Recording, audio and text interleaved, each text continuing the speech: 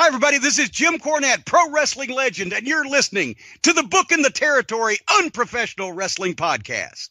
This is the artist formerly known as Daryl Van Horn, James Mitchell, the Sinister Minister, and I'm here to let you know I would rather slam my cock in a car door than to miss the dulcet tones of Hard Body Harper, my illegitimate son, on Booking the Territory podcast. Woo, Messi, this is professional wrestler Jimmy Valiant, the Boogie Woogie Man. Tell my people, my brothers and sisters, don't you dare miss Booking the Territory. Oh, yeah. This is a one-man gang. You're listening to Booking the Territory Pro Wrestling Podcast.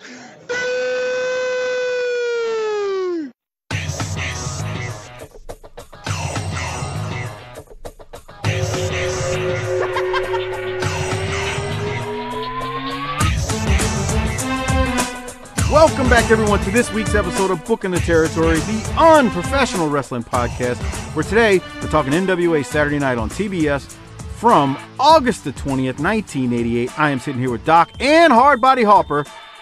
This is, I guess, the Christmas episode. This one would drop on, what is that, December the 19th? So unless I drop the next episode early, this is the last episode before Christmas, so Merry Christmas, Happy Hanukkah, Kwanzaa, whatever you celebrate out there. We hope you have a great one.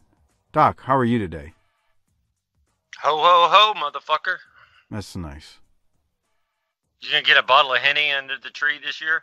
Some Black and Milds? Definitely not Black and Miles. Come on. Jodeci box set? Jodeci. That girl is poison. That's spelled Biv DeVoe, Hopper. That's close enough. Never no, does a big butt to not. smile. No. I've got all the Jodeci CDs, so I'm good there. You do? Yeah, Why? yeah, of course. Why? Of course. Why not? Why don't you get Apple Music like a real person so you have all music all the time? Yeah, get fucking Spotify. I think my wife has that. I don't really listen to music, though, so whatever. That's true. Really? Yeah, he hates music.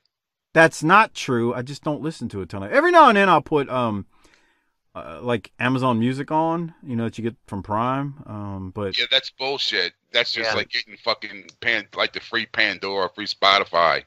But You need to get Apple Music, dude. Even Tool's on there now. I don't care. Doc, how are you? I said ho, ho, ho. What do you want?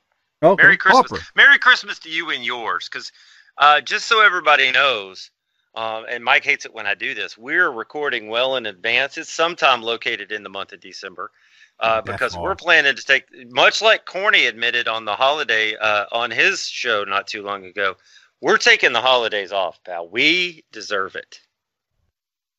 We're not taking it off. We're just pre-recording a bunch of stuff in advance. So I guess you could say taking that off. We're not taking it. Well, the shows will be out, but we will have already recorded them. And Doc's going to be floating his liver in Pilsners and lagers for about 2 straight weeks. And IPAs too, right? No. Okay. You know what's what up, came man? out today in 1980? What's that? Magnum PI. Wow. That was you could float a battleship on all the pussy gush that came out of women around the country. Yeah. So that was 39 years ago today. I know, huh?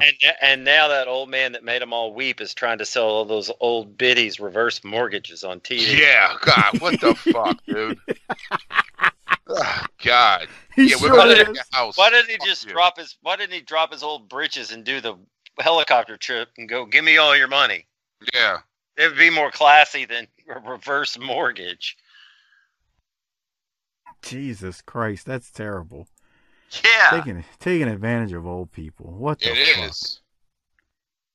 And they get the commercial like, now we can go out and eat once a week. Great. The bank owns your house just so you can go to fucking Olive Garden once a week, Grandma. Enjoy those breadsticks, Vera.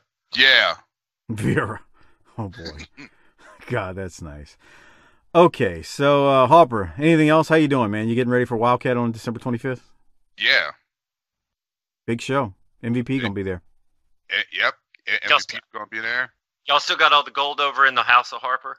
We got all the gold, bro. We're like BJ's pawn shop. All right. I think the people around the world have no clue what you're talking about when you say BJ's pawn shop, just for the record. I just wonder if all your boys are jizzing on belts like they do up north in Connecticut. No, I keep all the belts just in case. Okay. Yeah. So Yeah. you're jizzing on them. Okay. Away. Somebody do a DNA test on that Wildcat strap. Wait, Doc, you heard him? He said, "Oh, wait." He didn't say no. He just said, "Wait." That's nice. Don't get the blue light out and shining on those belts, man. All right. So like I said, this is Christmas. So if you're listening to this on or any time before 2 days before, I guess, Christmas, remember, you can use our Amazon referral link at tinyurl.com/bttamazon. So make sure you use that link. Christmas is here. And then even after Christmas, use your Amazon gift cards on it. So tinyurl.com. If your cheap-ass grandma slides you a $10 bill and you spend it on Amazon, we'll take a cut of that. Yeah. That's right. tinyurl.com/bttamazon. There you go. We'd appreciate it if you'd use it. And again, Merry Christmas, Happy Hanukkah, Kwanzaa, all that good stuff. We hope you had a good one. Shout out to Disrespectfully Classy, Marky Blassie, Kyle Riley, Mike Childry for your patronage each and every month. And I got a couple other shout outs as far as Patreon members go. New ones, Michael Henry, Casey Douglas, Chris Keese, and Nathaniel Uselton. I'm not sure if I'm saying it right. If I'm wrong, Nathaniel, please forgive me and send me a DM. Also, one other thing, Doc, and I'll send you some to the Docaholic spotlights, but I want to give some Menaceaholic spotlights, if I can take your term, and say I want to give a shout out to. Wait.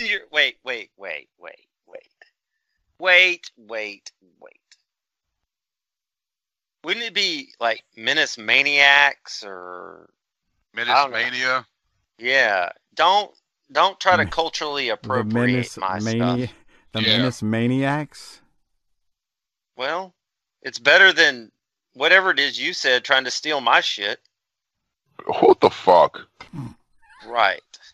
Okay, so Menace Maniacs. Now, let me get to it. Bobby Murray, longtime BTT Hall of Fame Patreon member, he did the ultimate recently.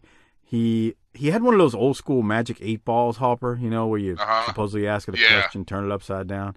He took that sumbuck to a show where Ricky and Robert were at, Rock and Roll Express at an indie show, and he got Ricky Morton and Robert Gibson to sign his fucking 8 ball. If that ain't the greatest thing of... Did they get it? I'm pretty sure they got it. He got a short video of it, but it's them signing the fucking 8 ball, and I don't think anything gets. That's fantastic. That is great. So I got to shout out Bobby Murray. Bobby, thank you for your support. And then Chris Zaha. I'm sorry I don't have the actual video and audio from it, from the recording from his kids at Thanksgiving, but. They were saying they were thankful for the BTT podcast and for having, and he had one of them, I'm sorry, say, "Book it, bitch. You won Father of the Decade with that one, pal." So that's congratulations, nice. Chris. God, that's not classy. Right. That's very one of them was a girl. That doesn't mean anything. There's nothing wrong with a woman that curses. Have you heard the things that come out of some of these women's mouth? Yeah. Bro, we got stuff that comes in their mouth. Jesus Christ. That's fucked up. God, Hopper. What? Well, you know, we got a couple. There's a handful of females in our Facebook group, and there are some raunchy broads. See, bro, that's a fucking, what do you call it? Catfish shit. Nah, we're gonna call them the Queef Crew. That's nice. What does that mean? The Queef Crew. That's fucked up. What does that mean? I don't know. You don't know what a queef is? Bro, I honest to God Whistle while you twerk. What's the rest, Mike? I'm not following, pal. You know, sing the rest of that. Come on. No, I'm not singing. You know the words? No. That's what it is. The next verse. Okay. It's a pussy fart, dude. Right. See?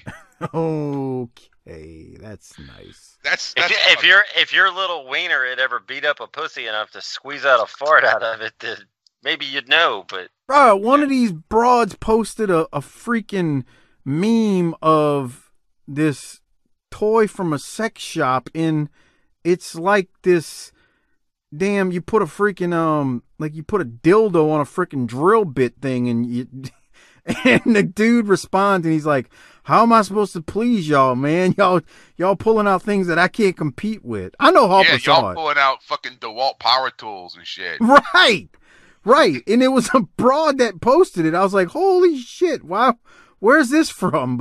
And now, of course, I'm trying to scroll and find it, and I can't because I'd love to send it to Doc because I know he'd get a kick out of it. Yeah, but anyway, that DeWalt doesn't pay for all the Target bills, so I'm still good. Yeah. Harper, did you see the video of those two moose that I posted that were fighting and the dude going crazy? Yeah, I see that. All right. Okay. Docaholics, what you got? And then we'll get into the main show. Well, we're going to get to the Christmas edition. I'm going to go back old school again and give it to a couple of old fools for Christmas. Guys that aren't spot monkeys when it comes to this shit, but they do. Let's see. They just do good work. Every week they're out there repping the show. So I'm going to say Mullet of Morton. Consistently talking about going to a shitty job, and but that we bring rays of sunshine into his life. And also the Fritz man, Fritz von Molke. I saw a thing today. He said he's getting worn out on wrestling podcasts. I can tell you why that is, because I'm in the same boat. So we appreciate all of you fighting through this time of year. But we have so many football fans, and football's taking up a lot of our brain space right now because it's getting good for some and it's sad for others. Yeah, I know, huh? Yeah, I know. Yeah. It's I've been listening to more sports talk radio, and then I get depressed, so I'm listening to more music to try to get me out of it. And, once football's over, we all start watching a little bit more wrestling and a little bit less football. You'll be back into the wrestling podcast. Trust me, pal. But you're out there every week. You identify me as the rightful superstar of the show. Harper is a minor star, and Mike is just here. So, yeah, Fritz and Mullet get the award this week. All right. Mike's just here so we can say that we're fucking diversified. He's. Are you calling him a token? Yeah. Oh, quotas. Mm-hmm. Meet our quota. Baldies. What the fuck? What the fuck? All right. Are you done? Are you finished, Doc? It's August 20th on this episode we're about to do, and all I could think about was, why aren't the Braves playing? Because it's an hour and 26 minutes. I was like, did we lose a war? What's going on here? Jeez. Are we at war? And oh man. Okay. Well, let's get into it again. It is, like Doc said, it is the August 20th episode, 1988. The show opens up with Sullivan and Al Perez attacking Brad Armstrong. They're trying to murder him with a chain around his neck. We then head to the studio with Tony, JR, and David. And David teases a strange alliance with Sullivan and Gary Hart. That's kind of what he says. So I'll keep going. Al Perez in the first match then defeats Jerry Price. Doc, anything from that? Or Harper? No. Hold on, let me pull up my notes, brah. Who were we at on this first match? Al Perez and Jerry Price. If you're looking at my screen. Jerry Price was wearing yoga britches, dude. And this match went way too fucking long. Way too long, and his pants were way too weird. Man, it went forever. God damn. Well, it didn't go forever. We're at 6:26, so that's long enough. Okay. Oh, okay. All right. Gary Hart's got some things to say though about it though. He sure does. So let's go to Gary Hart here, who is still stuck on insulting Dusty's sister. Here it is. Look at that shirt tie. Question. All right. Al Perez, a very graceful wrestler. He's out there. He's got that spinning toe hold. But is he mean enough? All right. I mean, downright nasty to go up against somebody like Dusty Rhodes. Dusty Rhodes is he's not a graceful wrestler. He'll just go out there and fight you. All right. Dusty Rhodes is a mean, nasty, ringy, ugly human being.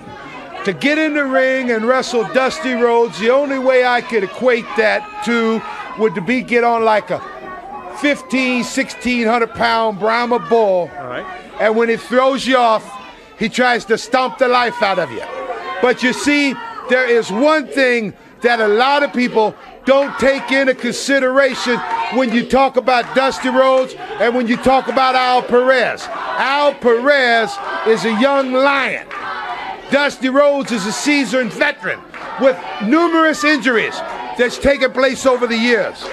The only thing that we have to do, I say we, only thing Al has to do is to find a particular area on his anatomy that is not 100%. Now, you figure if Al Perez would lift Dusty Rhodes 280, 300 pounds, according to what he had for breakfast, up in the air and spin him and let him light. He wouldn't light very light either, probably break the ring. And then lock that figure 4 on and cinch it up real tight. Knowing Dusty Rhodes, he's not the kind of guy that's going to let his shoulders be pinned to relieve the pain. Dusty Rhodes is not the type of guy that is going to submit. So there's only one alternative, isn't there? The leg must go.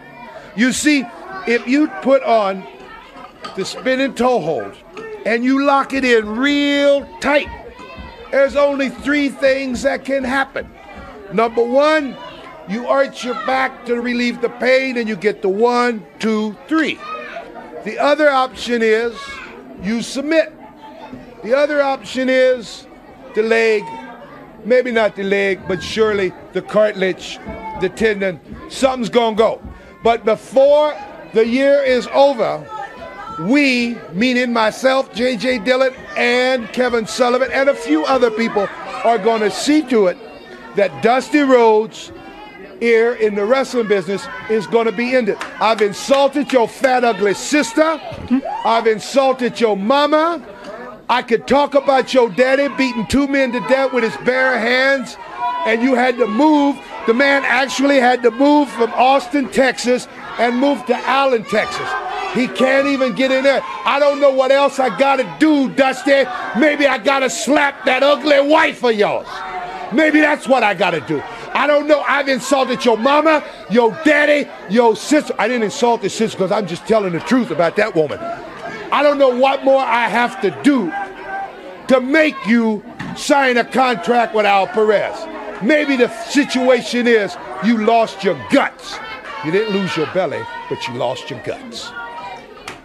All right, ladies and gentlemen, you heard Gary Hart say we. He's talking about J.J. Dillon, Kevin Sullivan, and himself against Dusty Rhodes. It's going to take all of them. Listen, more action to come with the Fantastics right after these messages. Well, you kind of went off there, Doc. What do you have from it? He did, but I like the point that he made about when he starts poking out injuries and he hits him in that figure 4. He's only got 2 choices and neither one of them are good.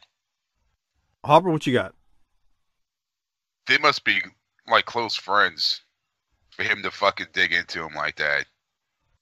Well, they got history back from Florida. Oh, look at that, boy. Tommy Rogers better check his wallet, man. Oh no! Look at that. What does that mean? Harper, come on. That's fucked up, man. Bruh, it's Christmas. Look at that, man. He's like, "Where's my wallet at?" they were following him. On. They were following him.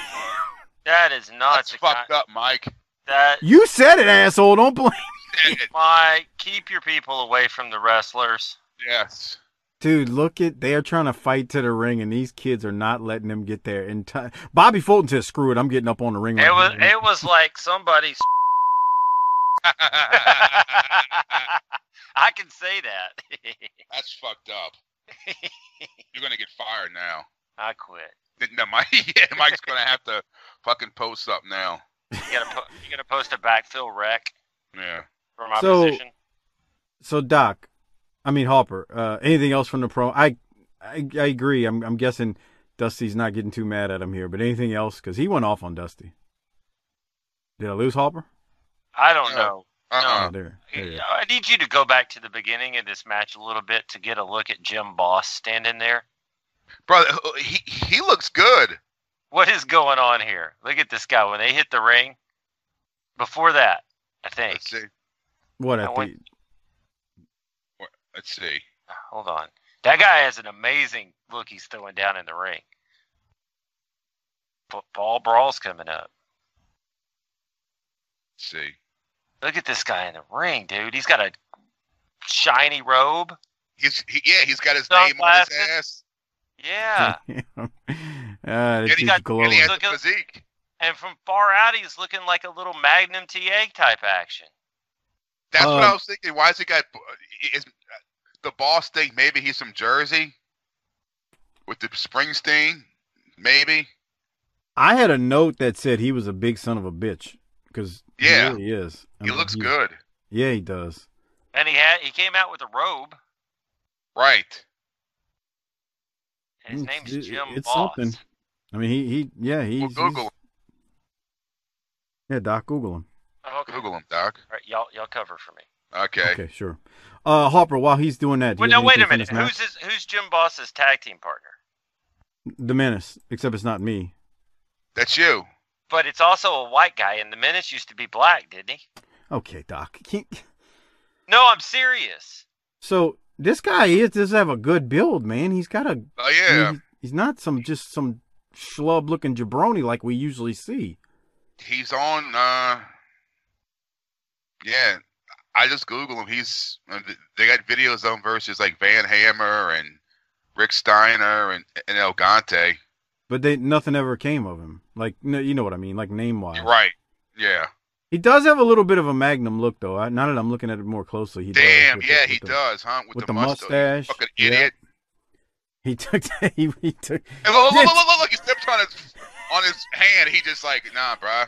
He no-sold it. Right. This guy was very, very new here. He certainly was. The Fantastics defeat the Menace and Jim Boss right there. Harper, any other thoughts? I'm serious. Didn't the Menace used to be a darker skinned fella? The Fantastics defeat the Menace and Jim Boss. Doc, any other thoughts on this match? I'm pretty sure that you should stop no-selling me, because if a wrestler changed skin color, we ought to talk about it at least. All right, so Lex Luger's promo is up next. I hate you so much. And Lex Luger cuts a meat and potatoes promo, but it wasn't bad. Doc, did you have anything from it? I wasn't going to play it. Luger cut a meat and potatoes promo, and it wasn't too bad. Yeah, that's what I had. Mm-hmm. Okay. Harper, you too? Yeah. The Russian Assassin. Hold on, I gotta get to this point in this match. JR says something kind of funny, but anyway, the Russian Assassin defeats Robbie Allman. Russian Assassin comes out to some nice like Russian communist music, and JR calls it toe tapping type of stuff. Which is that like the Nazi shit? What? Fucking toe tapping when he used to do the goose stepping.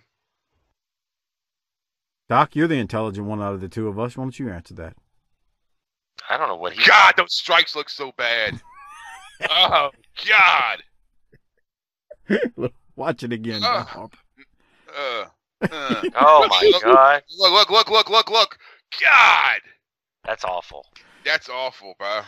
There's a 50% chance I could throw a better working punch than that. Yeah, like legit. See, it's disappointing because this is not like Pietrov out there. I mean, this is actually an established talent that's just under a mask. It's not like they took Pietrov, who Pietrov couldn't do shit, is what I'm saying, back in the day. So, anyway. Doc, any thoughts on this match? No. Yeah, no. I agree. This is even worse. Yeah. Dude, but I did pop when, hold on a second there, when, Paul basically just said that his powers of pain did not want to climb the scaffold. And I think the one thing I have is how is he? It's the powers of pain. They're in WWE right at this time, right? I would have believed that's the correct. Yeah. Yeah. So like, how is he still saying powers of pain here when they moved on? Were they the powers of pain over there? I didn't watch that shit over there. I'm not a traitor. I support Southern wrestling. I mean, it wasn't trademarked, Harper. So I mean, if it was their name here, he could still reference them. I would think. I mean, I'm not no Stephen. I mean, theoretically, couldn't couldn't Dusty come out and say Hulk Hogan's a big piece of shit? Yeah, I mean, it's freedom of speech. It's not like he's not calling another wrestler Hulk Hogan. He's saying that dude over there, I'm gonna whoop his ass, right? Yeah, I would guess. They were the Powers of Pain here. What did they call them in WWF, Harper? The Powers of Pain. That's what I thought. I'm only asking what I'm that. Saying. That's what I'm saying. Doc didn't watch it, as he said. He didn't watch that shit. He was loyal to Southern wrestling. Let me tell you something here, Go Brad. ahead. Let's tell us. Go ahead. There's 2 different rounds of WWF I watched prior to Raw coming on the air. In the mid 80s, I would watch jobber matches on whatever main event or whatever they call not main event, whatever they called the superstars. Yeah. At my grandparents' house when I got to go over there, and I would have watched any wrestling. I think we all watched that. Iron Mike Sharp was on every episode, losing. Yeah. And then, the other was Saturday Night Main Event on NBC. That's all I saw. That's all I saw too. And I didn't give 2 shits about them. All right. You know why? Because you're brand loyal to Southern wrestling. I am brand loyal to Southern wrestling. That's true. But that shit was hokey horse shit even when I was a kid. Okay, Cornette. Yeah. Well. Oh boy! All right. Any other? Well, let me mention one thing. Paul Jones he claims a little ownership of his own failures, and he tells us that Ivan has been given time off by him because of Ivan's failures, and then Jones kind of rambles on at that point. But anyway, I don't have anything else from it, so we will keep going. Ricky Morton defeats. Hey, hold on. Slow down. I got a question. Mm-hmm. The sale of the company is going to end Paul Jones's time there, won't it? I think he's as a manager, but then don't they keep him around as an agent? Well, if he's not in front of the camera, what do I care? You asked the question if he was employed. You didn't ask if he was not in front of the camera or not, asshole. Oh, well, thanks. There you go, Harper. I'm just saying. Yeah. You know. He asks a question and you give him an answer and he starts then giving it qualifiers. But you knew what I meant, you cocksucker. That's some broad logic stuff if I ever seen it. For real. Next week we need to get our New Year's resolutions out. Oh my God. I think he stays around for a little bit during WCW. Not too long. Okay. As a manager. Doc, you got that meme I sent you? What meme? Oh, no. Not a meme. Power drill dick? That's nice. Man, why are you saying, dude? What if my wife picks that up? Because why is your friend sending you? Oh, brother, I don't want to hear it. Harper done sent you stuff 10 times worse. That got me in trouble too. You sent us that naked picture. Right. You sent us the naked picture of the squirter with the head chopped off. Welcome to my life. And she was butt ass 100% naked with that fuzzy muff, and I'm like, dude, I'm sorry. I mean, thanks it's a and gift all. and a curse. Busting, baby doll's guts out. God, dude, I saw her at fucking WrestleCade. That's the first thing that popped into my fucking mind. You saw that broad? Yeah, she was there. No, I mean the broad you. No, fucking baby doll. Oh, okay. Goddamn, pal, pronouns. No, I knew exactly what he meant. You're the dumb one here. Jesus. So you saw baby doll. That's the first thing that popped into your mind. Yeah, that's fucked up, huh? Yeah, it is. Hey, do you think you could get a hold of the squirter if you needed to? I think I deleted her phone number from my phone. Okay. Nice. Are you still seeing the broad that knows that football's a work? Yeah. All right. I'm happy for him. I think I hope he keeps this one around. Well, that's good. Yeah, she goes. I was telling her about I was with her last night, and we had the like the worst places that we took a shit at, and I told her like we did this on a podcast. She's like, well, Man, you should have had fucking me on there, but she was telling me some shit, bro, of the worst places she took a shit at, and I was like, holy shit. I've never heard of anyone doing what she told me she did. Okay, Harper, here's what we're going to do. The next time you're ready to do that, we're going to put your cell phone on speakerphone, and we're going to get Miss Little Thing to tell us this story for a Patreon episode. All right. Yeah, buddy. Man. Okay. So, how long have y'all been seeing each other now? Just a few weeks. So, how much are you going to spend for Christmas? Oh, not much of any. I don't know. I mean, he's gonna give us something that doesn't cost him too much money. Yeah, bro. Thing is, I know what makes her tick because I've been knowing her fucking forever, and so the fucking usual shit. I mean, doesn't make her tick, and I can tell you, I got something made for her personally. She's gonna lose her fucking mind when she sees it. Is it a wooden dildo made out of your dick? That's nice. She got a splinter in her pussy. It's the Think Green dildo. Okay. Mike, you going all out this year for Sasha? Are you going all out this year for LaFonda? We bought this month a trip to a 7-day trip to Mexico to an all-inclusive resort. So yeah, I am. That's good. Okay, so we're doing something similar, although not the same. Dude, we got a whole crew coming, but we got other family members coming too, and our kids will want to hang out with them. So I'm gonna be doing my own gut busting out in a Ask me if I got a goddamn invite, Harper. No, you're not family. Of course. I didn't want to get my party stopped at the customs. Bite me, bitch. Okay. Hey, Doc, you're gonna be blown up in about an hour, so do you want to keep this show going? Well, I just want to know, what did you get old Sasha there? I don't have to talk about that. Okay. Well, there's Ricky Morton. I thought Ricky Morton was good here on this promo. I did too. So let's go to Ricky Morton. Here he is. Ricky Morton, Rock and Roll Express. Welcome this man. Singles, you're fantastic. You could be world heavyweight champion. Well, thank you, Dan. I appreciate it very much. You know, the past 4 years, all I concentrated on was the World Tag Team belts.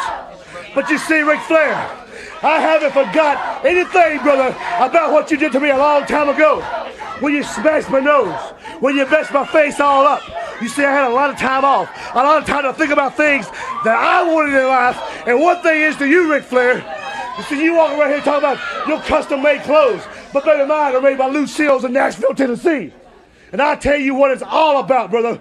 I give you the walk of life. And that wasn't me. Okay. What's that, dude? This network, like 3 times when I was watching this, it totally just like, it fucking went off air. Mm-hmm. That's what it does. That's exactly what it does. Let's try this again. They're gonna tell Wall Street that shit has extended capabilities, and they'll eat that shit up. Mm-hmm. Let's try this again. 4 years, all I concentrated on was the World Tag Team belts. But you see, Ric Flair, I haven't forgot anything, brother, about what you did to me a long time ago. When you smashed my nose, when you messed my face all up. You see, I had a lot of time off, a lot of time to think about things that I wanted in life. And one thing is to you, Ric Flair, you see, you walking around here talking about your custom-made clothes, but baby, mine are made by Lucille's in Nashville, Tennessee. And I tell you what it's all about, brother.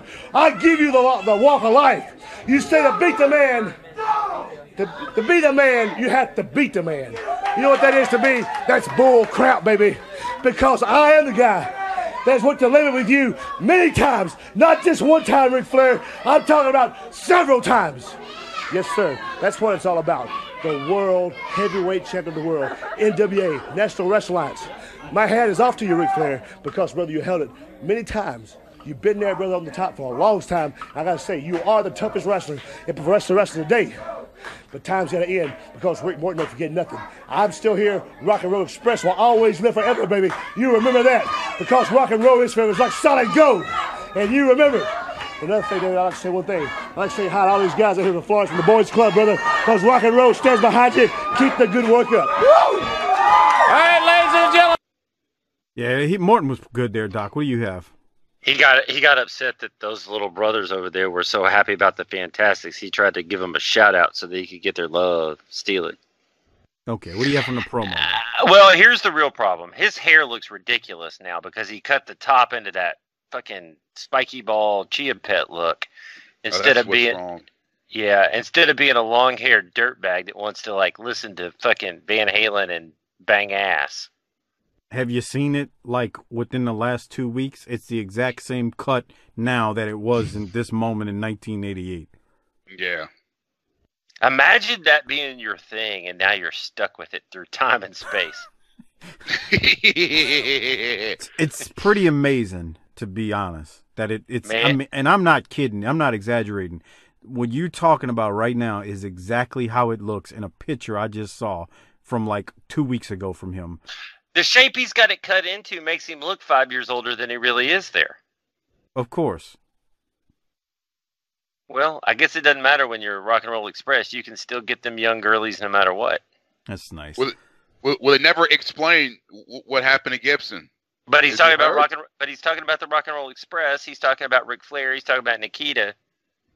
I don't remember, and somebody sent me a note about it, but I can't remember what they said, but I freaking swear I thought Gibson was hurt at this moment. Too many somas, huh? Well, why don't he just say that? He's injured. I don't know, man. I mean, it's part of it. People get hurt doing this. It's That's physical. true. Maybe he wasn't. Maybe it was something else. I don't know.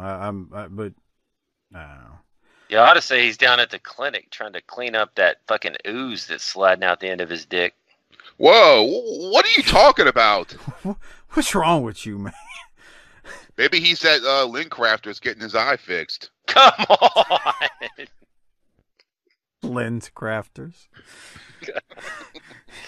He's at Texas State Optical, dude, having his issues rearranged with his eye. Yeah, that's nice, Hopper. Come on.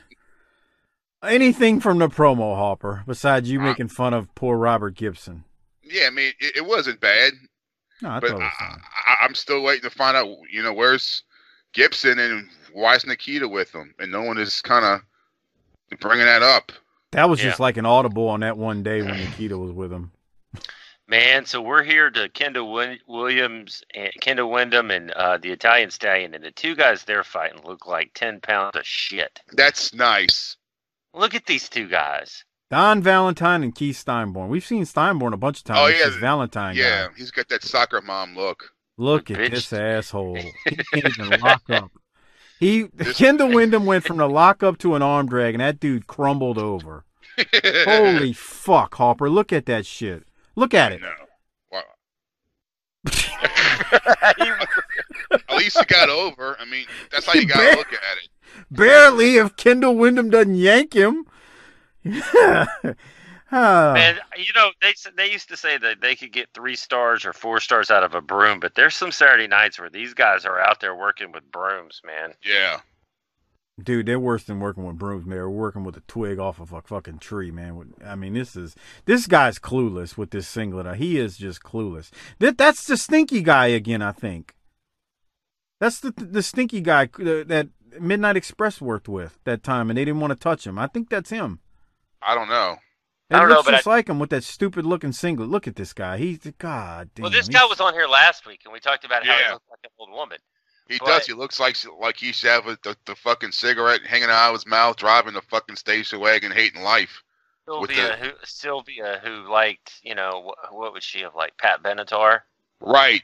And she's got like fucking Hot Wheels and French fries shoved between the fucking seats and the kids in the back screaming. I was wondering where you were going to shove those.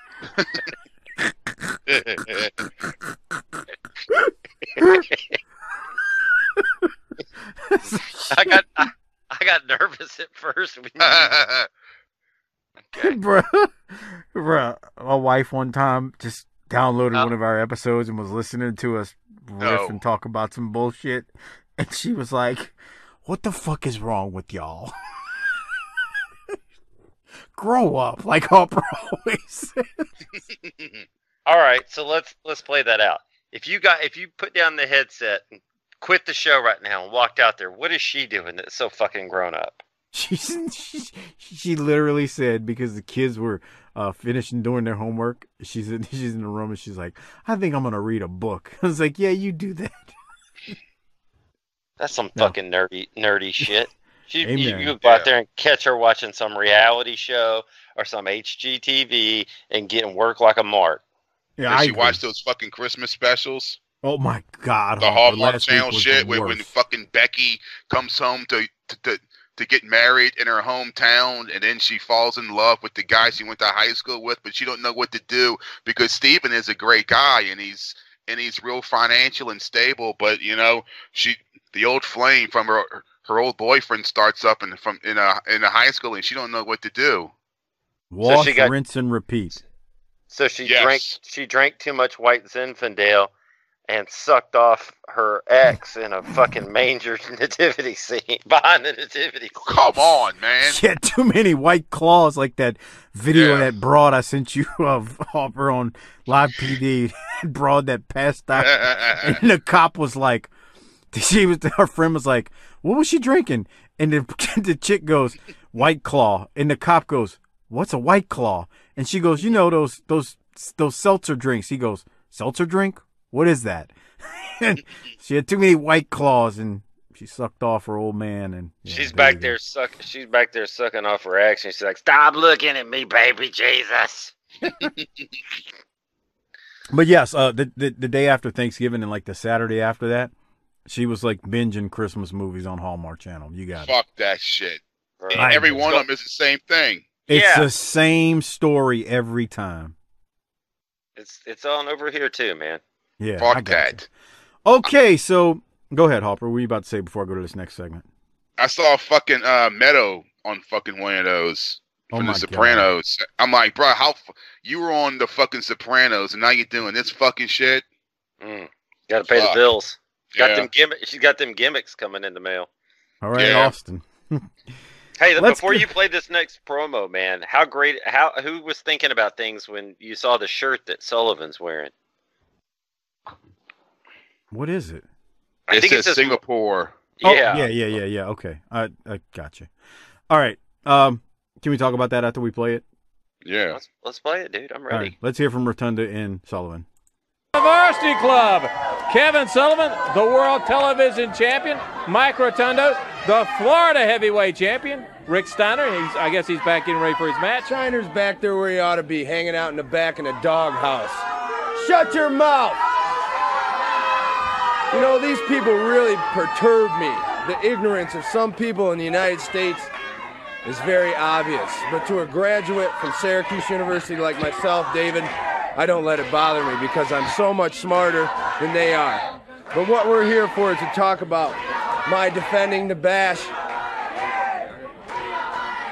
See what I mean? They're very rude. You know what I mean? They get to you, though, don't they? It gets just a little. Yeah, it makes you forget what you're going to talk about. No, I'm going to talk about the belt because everybody said they were going to take it away. I still have it after the Bashes. I'm going to keep it as long as I want. And you can count on that, David. You know something? I don't give a damn if you don't want to hear it, because I'm going to tell you all about it. I hear people out here talking like the Four Horsemen. They don't like the Midnight Express. I hear people like Lex Luger taking his shirt off, but I don't see anybody getting down and hurting people. Well, I'll tell you what, Dusty Rhodes, we have all joined together for one common source, and the source is this. We know that you are going to the Hall of Fame. We know that the time is drawing near. We know that it's time for the last roundup, Dusty Rhodes. And the roundup is this. We have decided that you are going to make it to the Hall of Fame on a stretcher. Because, Dusty Rhodes, there's Gary Hart after you. There's James J. Dillon. And I'll tell you what, people in Florida and people in Texas know this. Dusty Rhodes, I don't care if it's in a bar. I'm real good at jumping people from the back. Ask the champ what I did in Vegas. I'm real good at meeting you in the back seat of a parking lot. So, Dusty Rhodes, if they don't want to hear it. I've told it to them before. I haven't told a lie yet. Your head belongs to us. That's right. All right, ladies and gentlemen, the Varsity Club. All right, Doc, what do you think about Rotunda and Sullivan right there?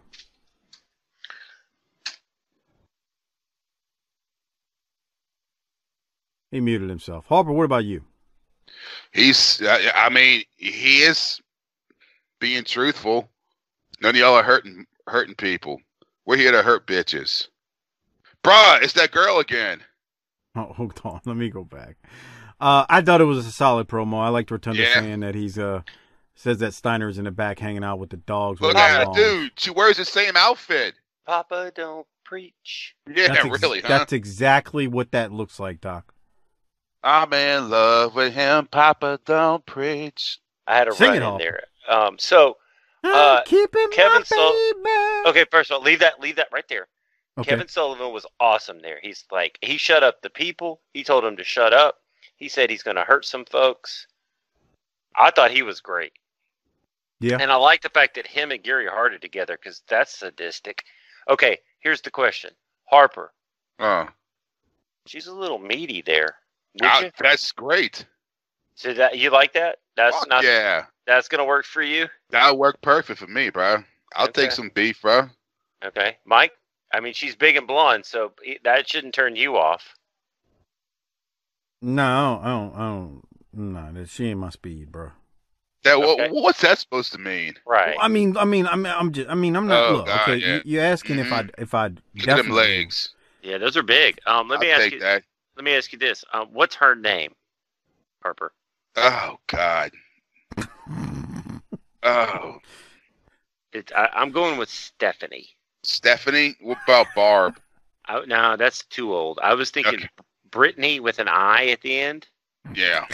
Or maybe Nikki with an I. Yeah. That is a Nikki. And she drives a Chevy Citation. Okay, hatchback. How old is she there? Oh God, that's a good fucking. It's hard to judge people's ages back then. I would. You think she's college age? I think she's in her early 20s. Yeah. Okay, so if we're gonna she's not. I don't think she's underage. Let me say that she's definitely she's definitely not a teenager. Okay, that's an important hurdle for us to clear for what's about to I happen. want to make sure what's about to happen next. We'll make sure we say she's of legal age. That's for sure. Allegedly. Okay, right. Now, what percentage of the locker room would take a turn on that? None. That's the wrong answer. Mike? Oh, you mean like that would hit that? Yes. All of them. I thought you meant like turn, like they would like, turn their nose up to it. No, God, they would all take a stab at that. Bruh, they were looking out from the curtain in the back and doing this. What's causing all this? Woo! Okay. Because we do that. We're like, bro, look at that one right there. Look at one sitting right there. I'm convinced that that's the only way most Major League Baseball players get to a 162 game season. I mean, you saw Bull Durham. Yeah. That's a real story. That's actually pro wrestling disguised as baseball, but yeah, she was a rat, and that's how it worked. Okay. I'm sure. Basketball players too, Doc. Those 41 games on the road add up, pal. That's true. All right, what else you got from, what's her name, Nikki? Brittany. Okay, Brittany. Anything else? The only thing else I know about Brittany is that her father is certainly not. That's daddy issues right there. To dress like that on the front row of wrestling in 1988 means. And every fucking Saturday. And that's Saturday morning. Yeah. What kind of job does her dad have? He's on fucking disability. No. Not like that. This isn't the Smoky Mountains. Come on. Oh, okay. This is Atlanta, so I mean. Okay, he's probably. He works at a Firestone. Now I don't know what fucking level though. That's the thing. Is he the store manager? No. Assistant manager? No. No. Is he? He's just the guy changing oil. Shift supervisor. There you go. That was the term they used to use. Oh, God. Harper, did you used to work at a Firestone? I used to work at Jiffy Lube. Okay. We knew that about him, but I don't think this guy's a shift supervisor, man. I think he's down there pulling the fucking plug on the oil and filling that bitch up and getting scolded by hot oil. He's got to be doing something that has enough responsibility to pull him away from parenting, but not enough to provide like a good life. Harper, tell us what it's like to change hot oil. It sucks, man. You fucking burn yourself, and these assholes, they'll like come in from driving around all fucking day, and then you change it. It's fucking literally smoking coming out, and it's going all over your fucking hands, burning. Oh, man. I've heard you're supposed to come in after driving around a little bit so that it's easier to like drain out and stuff. No, it's fucking hot, bro. You get steaming hot oil coming out. For you, but if I get all my oil out of my car, what do I care? What the fuck? Right. I'm the customer here. All right. So can we keep going, Doc? We're never going to finish in the time you told me to earlier. Let's go ahead. All right. So any other thoughts on Rotunda and Sullivan, Doc? I think I got Harper's thoughts. Did you tell us what you thought? I did. Okay, good. Rick Steiner does defeat Tony Suber. The Florida champ, Rick Steiner, that is. He's still lugging around that goddamn belt for what it's worth, just so everybody knows. He's still got that thing. Doc, any thoughts on Steiner and Tony Suber? No. Tony Suber's like, oh, fuck, I didn't know this was a work. Because it's almost like he didn't want to work with him. Well, he won a few months ago. Maybe he's feeling strong about that. Yeah. I don't know. He did win that match like out of the blue against, I can't remember who it was. It just was very much a surprise. They threw it in there. He won, and that was it. And he hasn't won since then. He's been doing nothing but jobs. With that said, Harper, anything else from Suber and Steiner? Nah. Let's go to Ric Flair, who's got something to say, and we never skip Ric Flair promo, so here it is. All right, ladies and gentlemen, the man that rules the wrestling world, the king, the world heavyweight champion, Ric Flair. Rick, Lex Luger, the awesome power that he has, but that mental game you're playing with him, is it going to work? Well, I don't look at it as being a mental game, David Crockett.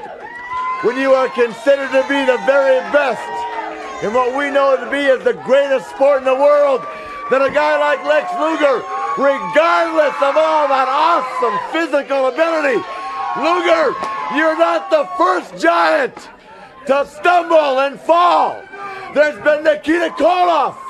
There's been the Road Warriors. And indeed, you might be the most perfect athlete that the good Lord ever put on the face of this earth. But pal, to face Ric Flair, to face Arn Anderson, to face Tony Blanchard, to face Barry Windham, to try and counter the genius of a James J. Dillon just tells me, Luger, that you're playing against a stacked deck. Look at reality. Look at reality. It's talking to you. The bottom line is, for the last 4 years, we, as a unit, have dominated this sport. We love the money. We love the notoriety. We love the prestige. But in reality, you know what we love best? We like everybody that follows this sport to sit back after they watch this program or after they drive home from an arena and face reality themselves, because if they've seen Ric Flair, Anderson, Blanchard, Barry Windham, they have seen the very best that this sport has to offer. And Luger, regardless of how much support the public brings your way, the bottom line is you and Sting, Nikita, Your Highness himself, Sir Dusty Rhodes, and the Road Warriors have got to get in that ring, and they've got to perform at a level that we perform at each and every day of our lives. Pal, that's no easy chore, because we like what we're doing. We like being the best. We love the ladies. We love the fast life. And we love walking out of the best hotels in the world and having some skycap go, whoo, whoo, it's the Horseman. Woo! All right, ladies and gentlemen. All right, Doc, before I ask you about the promo, I want to ask you one thing. How hard is it to, and we've talked about this a million times, how hard is it to believe still to this day that that man right there, Arn Anderson, right here in this picture, is still a few days before turning 30 years old right there? Damn. It's the most unbelievable thing you could have told me. And I only brought it up because we haven't talked about it for a while, and I just kind of a reminder. He is going to be 30 years old on September the 20th of 1988. So he is a month from this airing of being 30 years old. So he is still 29 right here. That is amazing. Because how old does he look, Harper? He don't look. He looks like a fucking 38. Dad. Yeah. In his early mid-30s, like some dad. You know, he's got kids at the house. He's married, and he's got a 13-year-old kid, 14-year-old boy. He walks around shirtless, beating him up every once in a while. Right. Just show him he still got it. Yeah, they got the basketball goal in the driveway, and he pulls up and says, "Get your bike out the fucking driveway. I can't pull up," and shit like that. And then he spine busters his kid on the side. Yeah. He is. Then he's like, "I didn't serve fucking 2 tours in Vietnam to come home to this fucking shit."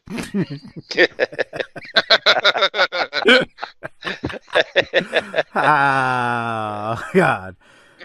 I just had to point that out. It is amazing that he is still not even 30 years old, and we are in 1988. Amazing.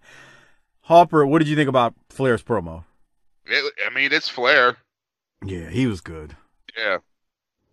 I want to point something out here is because first of all, we got, for first time in a while, we got some subdued Flair at the beginning. Mm-hmm. And you know, he didn't cut an all-timer, but there's a couple of things here. One, the line I always like is, you got to walk the aisle and be your best, and we're that good every day. And that's easy to back up with all the gold they're holding. But also, man, we watch this week after week now, but I didn't get to see it week after week back then. I get to see it like once every month if I was lucky. You know how happy I would. Especially by this point, I was missing it a lot. I was seeing it a lot more. I didn't see any of this, man, because I didn't have cable. So do you know how awesome it would have been to see those four guys standing, how big time it would have been to see those four guys standing there cutting that promo in 1988. And I think we lose sight of that sometimes because you can see anything all the time and it's about to be gone from the show. Better enjoy it. Yes. Yeah. Because you can say that after Ole leaves, it's never the same. But it's about to never be the same. Yeah. Yeah, it's about to never be the same. And you see that one right there? Run that back. He missed that move. Yeah, they had a lot of shitty jobbers in this shit. They did. They had a lot of dude. That fucking headlock takeover. How he goes up. Like no one does that. 49, 48. He was on that move right there. No, Doc, let's finish what you were talking about, and then I'll show this real quick. What you're talking about is right. It's about to take a turn, and it's never going to be like it was because when Arn leaves, it's just totally different. Now, he comes back, obviously, but I know what you mean. At this point, it's like a total change because Arn leaves. So I'm right there with you. I mean, it's different. But you're right. For that moment, you see all four horsemen right there. It's about to change for good or for the near future drastically, and it's going to change. So, all right. Now, you're talking about Brad Armstrong. I don't even have the guy's name that he's in here wrestling, but basically – the guy shoots Brad off, and he goes to hip toss Brad, and I think Brad was he's supposed to block it. When he drops down, Brad comes off. Brad is supposed to block it, and that guy should stay up, and Brad is going to hip toss him, but the guy just crumbles when he misses it. Yeah. Now, that headlock takeover was good, Harper. That looked good. Yeah. Any other thoughts on Flair, though, Doc?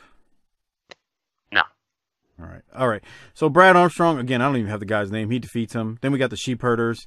It's typical Sheep Herders promo. It's good. They're wild. They're crazy. They all want the straps. You know, they want to beat some guys. I swear they send them out there to do these promos so people won't forget about them, but they're just not doing anything with them. So it's kind of depressing in its own way, but it is what it is, and that's all I can say. Doc, do you have any thoughts on the Sheep Herders promo? Still like them. Wish they did more with them. Harper? No, I mean, the only thing is they were kind of talking about the Midnight, which was kind of different.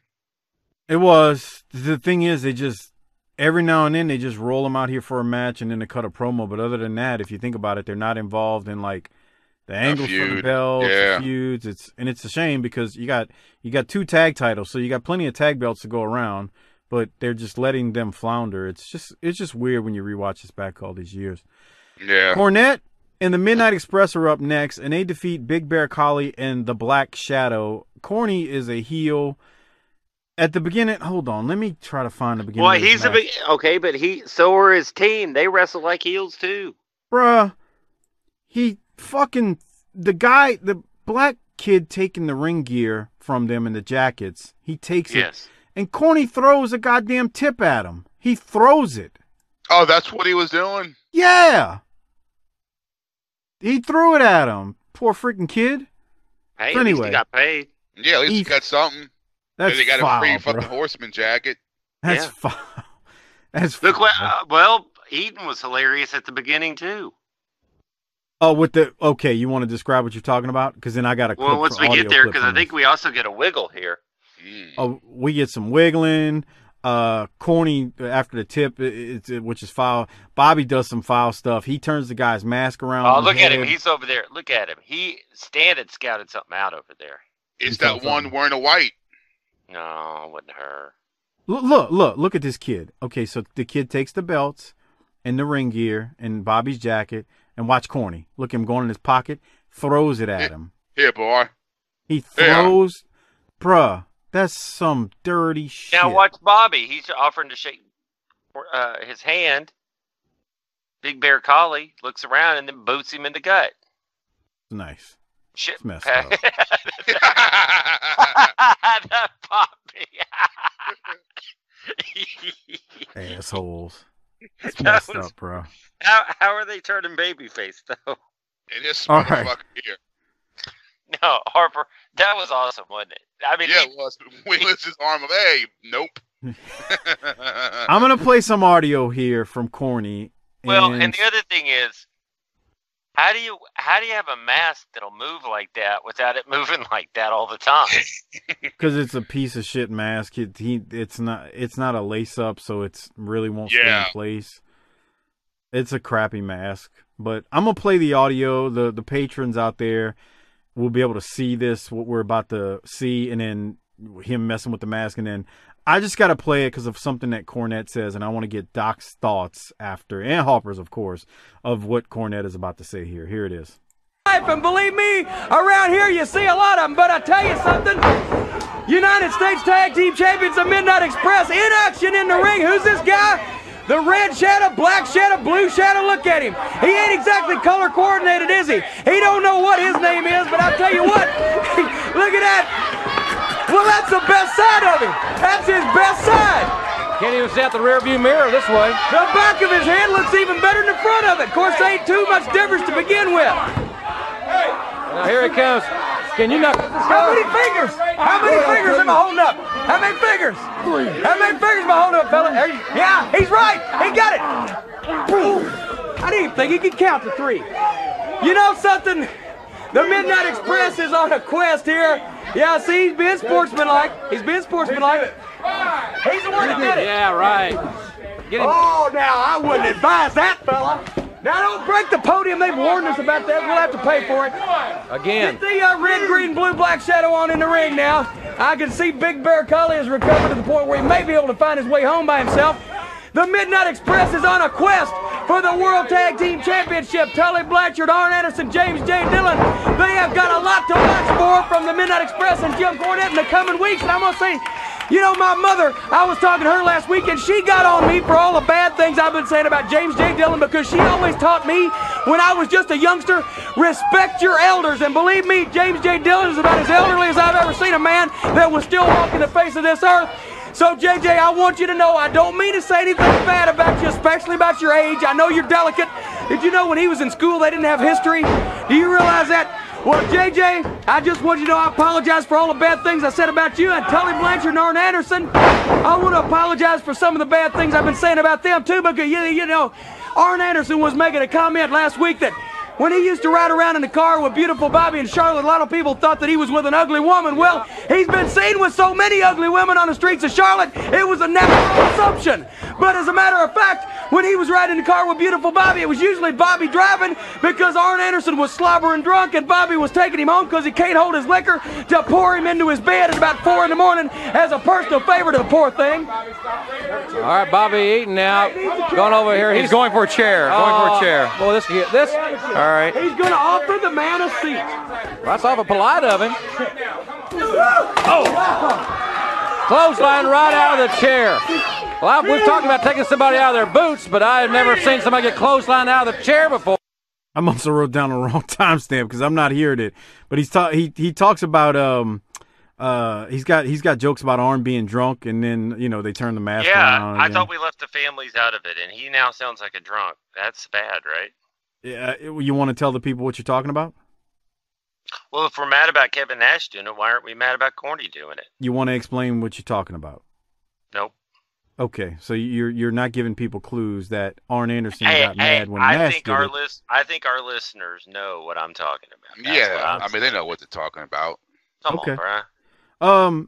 He does go on to say something about Tully and Arn. He says they don't get any women. It's been so long since they had a woman that they don't even know where the lumps are supposed to go. Oh, Corny, god damn, he just doesn't care. He just lays it in. I thought they turned babyface. What happened? Well, apparently not so much, even though I guess yes. I don't know how to explain it. So anyway, Doc, any other thoughts on this match before we keep going to Corny's official promo here? The official promo has some stuff in it too, I think. Yes, it does. So let's go to it. Here it is. Yeah, can you believe that? The number 2 team in the world. That's right, the challengers for the World Tag Team title. You deserve it. It takes a lot of effort. It takes a lot of ability to have something like that championship belt, and there's only one thing better, and that's the World Tag Team title belt. Those two guys right there, you can take all their wrestling ability and stick it up a flea's rear end and rattle around like a BB in a boxcar. But Tully Blanchard and Arn Anderson, I want you to remember, when you get in the ring with the Midnight Express, they're tag team specialists, brother. It's like taking Kareem Abdul-Jabbar and Babe Ruth and putting them on the field with the Dallas Cowboys, brother. Because they may be great athletes, but they're out of their classification, they're out of their specialization, and brother, the Midnight Express is the greatest tag team that ever walked the face of this earth. And J.J. Dillon, as far as you're concerned, you're a senile little goat. You've had a facelift so many times, you got nipples on your chin, and you're nothing compared to me, brother. And speaking of nothing, I want you to take a look at these belts. I want you to remember something. When the Midnight Express beat the Rock and Roll Express for the World Tag Team title, they were nothing to us. Barry Windham and Roddy Garvin were nothing to us when we beat them right in that ring to win these the first time over a year ago. The Road Warriors were nothing to us when we beat them in the 87 Crockett Cup. The Fantastics were nothing to us when we beat them for these the last time. And Tully Blanchard and Arn Anderson, you're going to be nothing to us when we beat you for the World Tag Team title. There's nobody in wrestling means anything to us except us. So you remember that, and you remember one other thing. I hate the Four Horsemen's guts to begin with, and I'm going to be anxious to take you down a peg or two. All right, ladies and gentlemen, the Midnight Express with Jim Cornette. United States Heavyweight Champions. Listen, will they... Doc, your thoughts on Corny right there? He was good, but Stan Lane was popping the hell out of me because Corny popped him, and then he started straightening papers, which was funny because he seemed proud of himself. Yeah, they were messing with Crockett bad. Did you notice that, Harper? Yeah, I was focusing on them more than I was focusing on Jim. Dude, they're messing with the paper like they used to do Shivani. They're messing with the papers on the podium. they're passing the tennis racket and the belt back and forth, and Stan's looking down at the paper, looking over at Bobby. They're just freaking kids, man. They're just being silly, and it's amazing, man. God, these were the days. Here's the thing. They were awesome from the minute they walked out until the minute they walked back in. I just don't understand why they're great heels, but we turned you babyface. I mean, people, I don't know, man. The people, well, they didn't really turn them babyface, but but they kind of are by de facto becoming babies, because it wasn't like a black and white turn. It was just kind of a, subtle type thing. But to me, they are babyfaces. Why is everything always about race with you? To me, it was kind of a turn. It just wasn't clear as day. Yeah. It was. We'll keep going. Mike Rotunda defeats Rick Allen. I've got nothing from it. Harper, to you? No. Doc, you? No? Good. No. Nikita defeats Russ Tyler. Nikita looks a little better with the hair trimmed down. That's my only note. Doc, any thoughts? No. Did you have anything, Doc, from Nikita's promo where he... Bruh, I didn't understand a word of it. I'm done. Yeah. I can't do it anymore. He sounds like a drunk Russian. The first... Let me tell y'all something. The first 5 seconds of it were when I decided I was done with it. Okay, so I'm only going to play that because I literally was like, what did he say? And I rewound it, and then I was like, nah, I can't do this. Here it is. It seemed to come easier for this man, but I know it's been a lot of hard work to get where you are right now. A lot of hard work, Nikita. But there's so much to talk about, Tony. Lex Luger.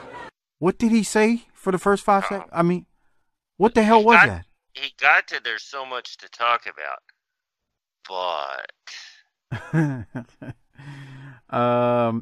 he does decide to mention Dusty and his feud with Al Perez somewhere in there. That's all I had. But Harper, did you have anything from it?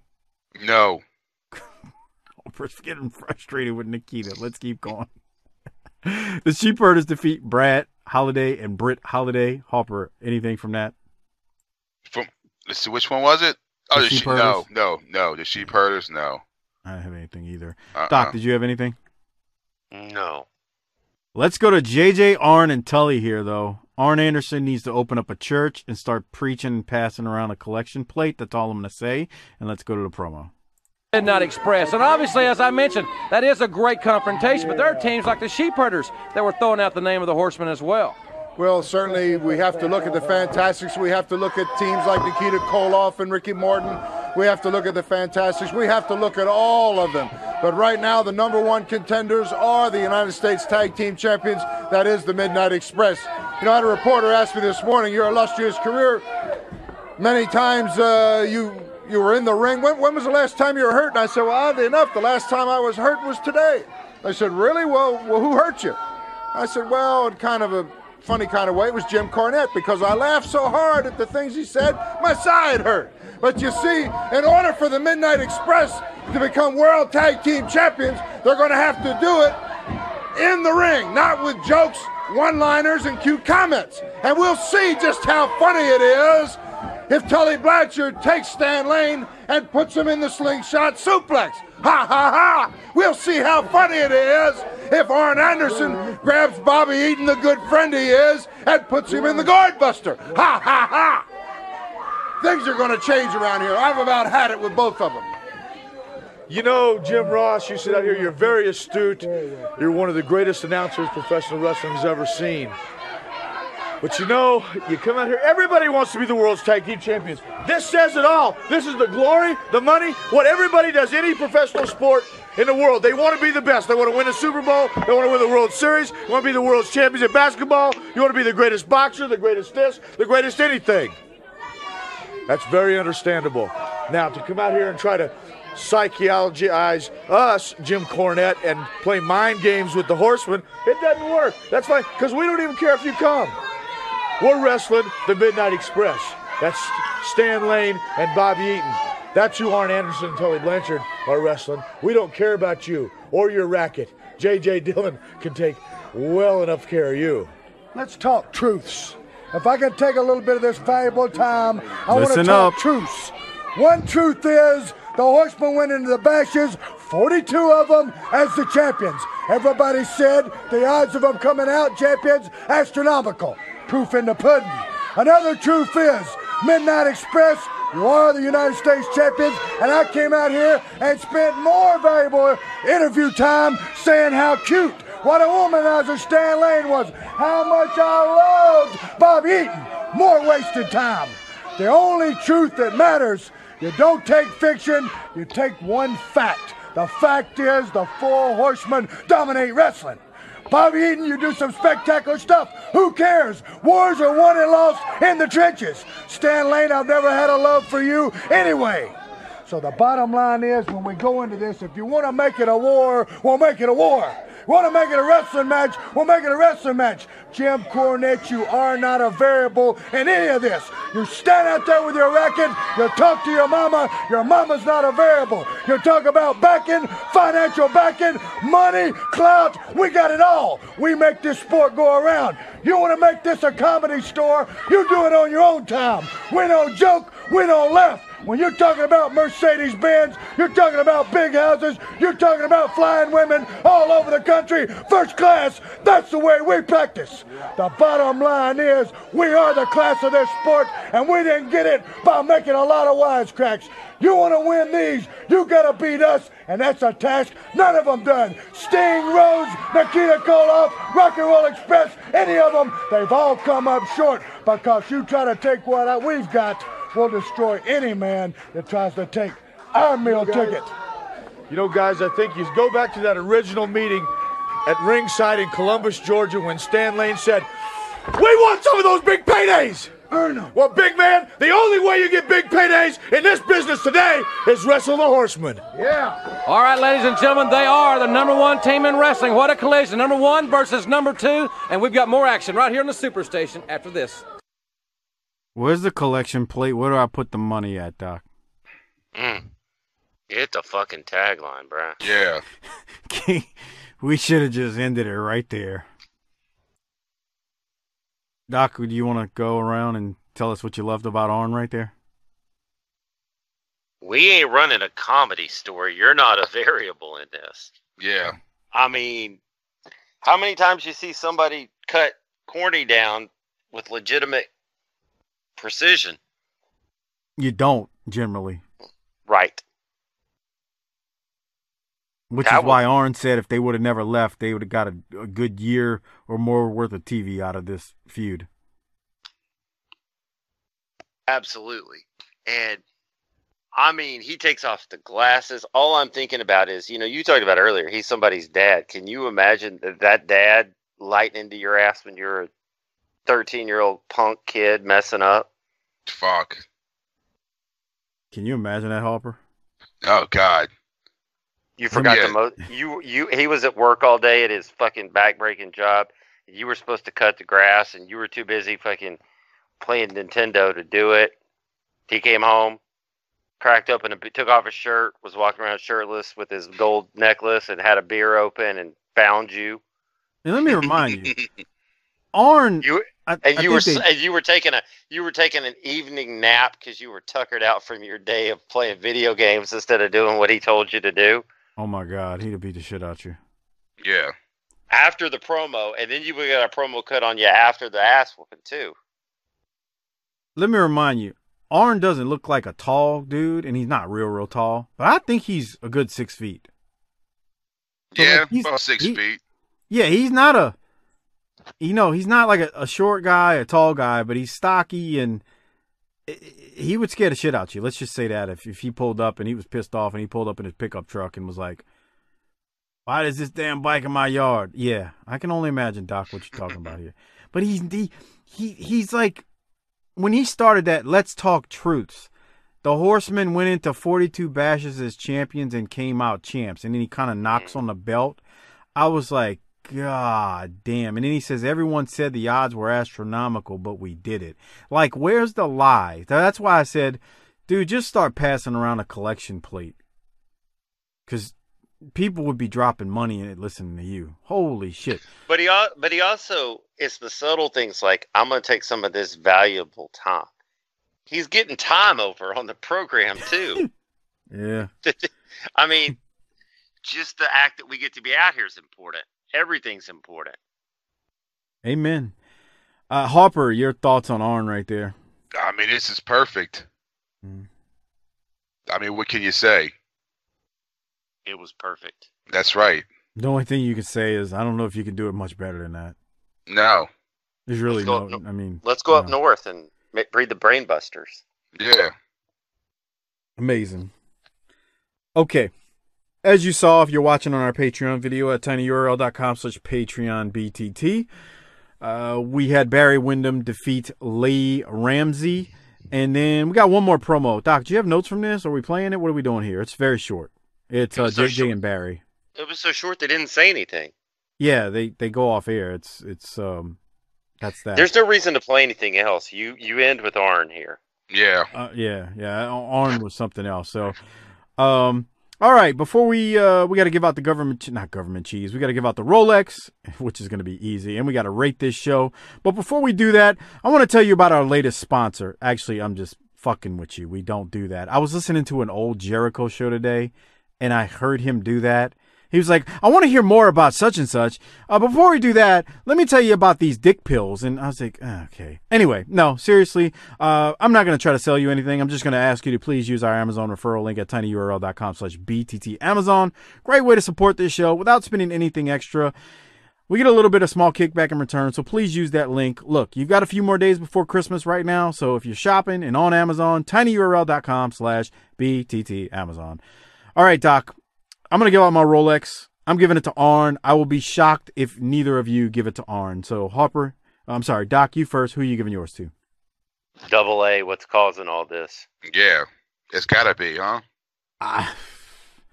I would question anyone who would give it to anyone else after watching this episode. Unless it was Brittany over there dancing to Papa Don't Preach and losing her dress. I'm in love with him. Well, unless you gave it to Stan Lane, who got Brittany's phone number and was banging her in the back after the match on one of the desks of the TBS employees, over there at Techwood Drive. I mean, I guess you could maybe give it to Stan for what he did after the show, but if we're talking during the show, it was definitely Arn. Rate it, Doc. What do you think you're going to give it? This is complicated because there were long stretches of this show that I got kind of bored watching it. But then there was some really good stuff, and God Almighty, I forgot how long 86 minutes is. Yikes! But I was pretty hard on this show last week, and this was much better, much better. I'm gonna go B+. Fair enough. Harper, what you gonna give it? I'll give it a B. I'm gonna give it a B+ like Doc. I thought there were certainly some moments. Nikita's promo, just because we say we don't have anything from the match didn't mean I hated watching it. Like, I liked watching the Sheepherders beat it down. It's just they're not going anywhere with this for us to be able to have anything interesting to talk about, and they didn't miss any moves. So what do you want me to say? Yeah, I agree with you. So I'm B+ with you as well. Just we had some moments here where it kind of tailed off, but the way Arn closed it out, and then we had some good stuff there from Corny. It's easily a B+. Really good show. I do have a question. Uh-oh. Is Ronnie Garvin gone? I was thinking the same thing. I think Harper, I think he's gone by now. Oh. I didn't Google it because I don't remember exactly, but I think he's gone. Is Jimmy Garvin gone? Yeah. No. Jim isn't gone yet. Okay. He's still around. All right. So, all right. Okay. Like I said, if you're not a patron, become one. Earlier I was talking about it. We actually just cut a really fun patron episode before we did this episode where we covered the Power Maker 2 commercial that airs in late Smoky Mountain. As Hopper said, it was a snake oil supplement that they were selling. And I just want to say it was probably 25 minutes of gold that we cut reviewing that 2-minute commercial, minute and a half commercial, or minute commercial that aired on Smoky Mountain Television where the Wolfman was the goddamn sponsor athlete for Power Maker 2. If that doesn't make you want to listen to that, I don't know what will. tinyurl.com/PatreonBTT. That's tinyurl.com/PatreonBTT. If you're a patron, we appreciate it. Thank you very much. But if you want to become one, that's where you do so at, to get access to 200 plus Patreon exclusive episodes, video reviews, world-class shows, ECW shows, all that good stuff is up on Patreon. All right. I think that's all I got. I want to remind everyone to go to Wildcat Sports. Go to wildcatsports.com or search Wildcat on Facebook. And go to the Christmas show that Harper will be at with his belts that have his jizz on it. Oh, I'm sorry. No, they don't, right? You're going to get them clean before the show, Harper? Come on. What, grow up? What you going to tell me? Yeah, grow up. Take him down to the car wash. Yeah. Anyway, go to Wildcat Sports. December 25th, Christmas show, Kenner, Louisiana. Butch Dewey Gym or Keith Butch Dewey Gym. I can't remember which one it is. Butch Dewey. What is it, Harper? Google it. I don't fucking know. There you go. The fucking Superdome. I don't know. That's more useful than most wrestling posters I see these days. Yeah. They all look the same. But it's easy. If you want to know, wildcatsports.com or just search Wildcat Sports on Facebook and you can get all the information for the card there that MVP will be at. That's all we have. Doc, anything else before I get Harper to hit that tagline? Merry Christmas, Docaholics. Merry Christmas. Happy New Year. Go bust some guts out. Just go do something good. But more importantly, it's the holidays. If you're not treating people right during any other time of year, do it now. Treat people good. And be nice to people. That's so not classy. It's very, very classy. So, Harper, hit the tagline and get us out of here. Book it, bitch.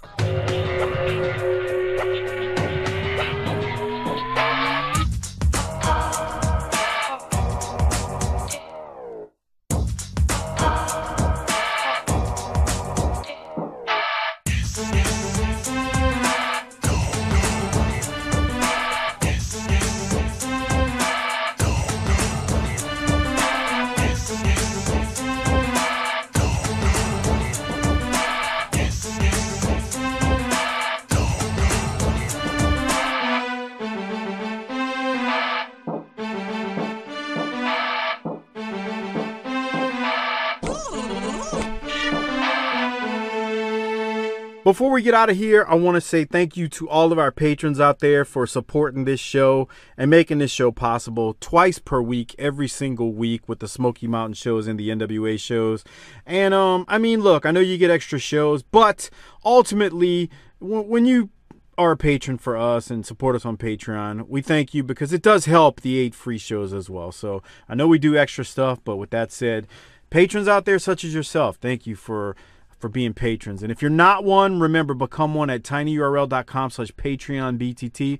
Over 200 plus episodes are available on Patreon for you to enjoy and listen to extra stuff that we've done, wrestling stuff, non-wrestling stuff. And when I say non-wrestling stuff, it's nothing political or social things in the world. It's just Harper, Doc, and I having tons of fun talking about just utter stupidity for entire episodes. So that's what you have to look forward to. There's a lot there. The Dallas Cowboys ring rat house. Harper talking about the worst places to take a dump. So much stuff that's available on Patreon. Now, I also want to say a special shout out to our Hall of Fame Patreon members, Don Dipponet, Lee Russell, MDQ for Life, George Davis, Kevin Carter, Michael Angel, Bob Richards, Rocky Suazo, Christopher Champer, Will Harkey, Robbie Dyson, Rick Beebe, Brad Duknife, and Tom Schlegel, Coach Joey Chase, a.k.a. Willie Chase, Steve Malbasa, LaRon Brown, Kenny Byersdorf, Glenn Abbott at GA WrestleNut on Twitter, Bobby Murray, Marlon Mueller at Half Points Point on Twitter. Keep cutting those promos, kid. You're the man, Marlon. Thank you, man. I appreciate your support. Long time. Josh Warren, you too, long-time supporter. Everett Starr, Mike Childry, Kyle Riley, Disrespectfully Classy, Marky Blassie, Craig Norman, Johnny on Patreon, the great John Dean at YRC21 on Twitter, Josh Dunn, Ryan in Auburn, good old Justin, Robert Smith, Joseph Ice, Tim Morecci, the BTT Research Department, Adam Price, Brian Evans, Mark Wilson, Armando Martinez, David Jordan, Jesse Jacobs, Chris Myers, Gerald Green, Mitchell Johnson, Mike Prue from the Bottom Line Cast. Make sure y'all check that show out. Him and JV do a great job. And Mike Prue is also a co-host on the ECW Extreme Live Cast on our Patreon feed. Will Parker, Jeremy Bryant, Classy Alex, David DeVries, SV Pagem, Bill Sousa, Big Rich at Spyboy Sportscap, Ari Miller 39, Jay Shiny, Ruben Espinoza, Merciless Jones, Jesse Lucas, Chris Browning, Justin _Andrade, Coleman822, Marty Howell, T-Hog 94, Godbold Unreal. Thank you for all of your support. And lastly, like always, thank you to everyone. I can't forget, check out the Bottom Line Cast with Mike Prue and JV. They have a podcast series where they're getting close to the end, but they've chronicled the career of Stone Cold Steve Austin month by month and on a weekly basis. It's a really good show. They basically just go through Stone Cold's entire career. I say entire career, it's mostly his WWF stuff, but Mike and JV also do the ECW show on our Patreon feed, and that show they do on their free feed. Just search the Bottom Line Wrestling Cast or go on to Twitter at Bottom Line Cast and you can find them. Thank you everyone for all of your support. That's it. We're going to get out of here. You know what Harper always says when we get out of here? Book it, bitch.